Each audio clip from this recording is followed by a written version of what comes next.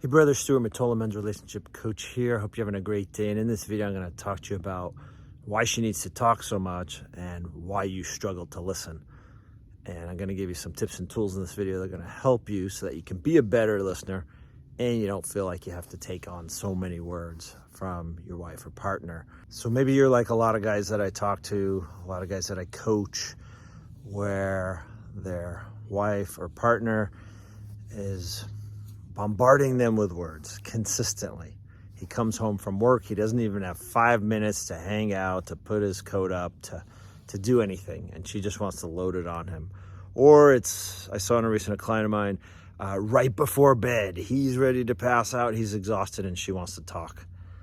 And he's like, well, I want to be there for her, but I just don't have anything left in the tank. Okay. Or maybe it's just in general, you just find that she has a lot more words than you and you struggle to keep up. And after several minutes, you're just like throwing your hands up in the air and just like, what am I supposed to do?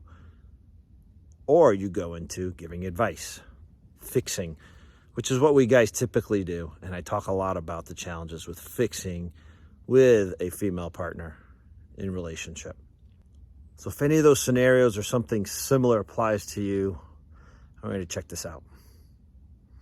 There's two things that will help you with this situation.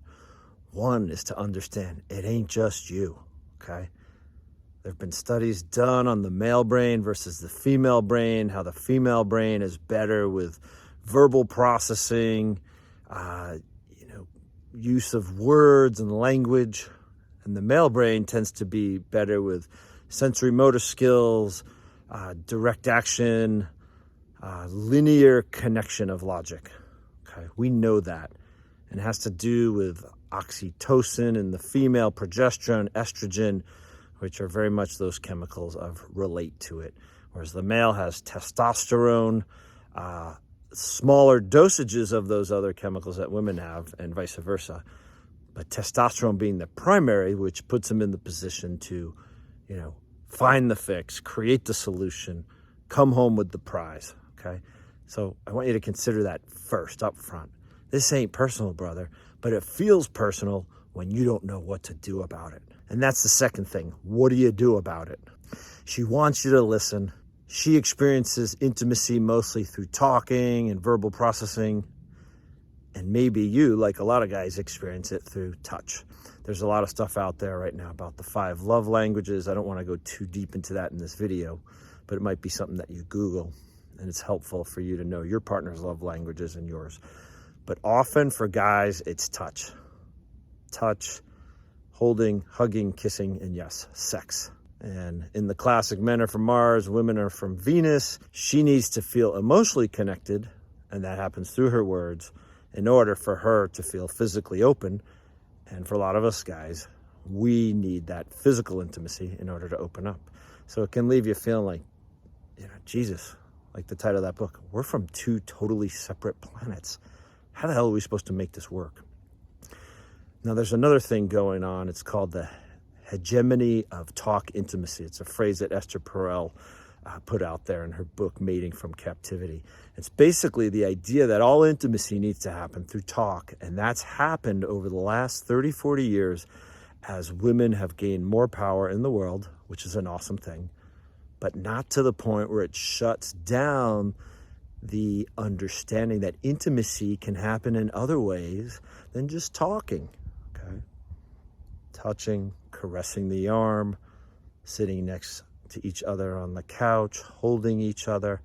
And yes, even more out there stuff like toning together, trying to bring down your energy when you're both heightened by just looking in each other's eyes, sitting in silence.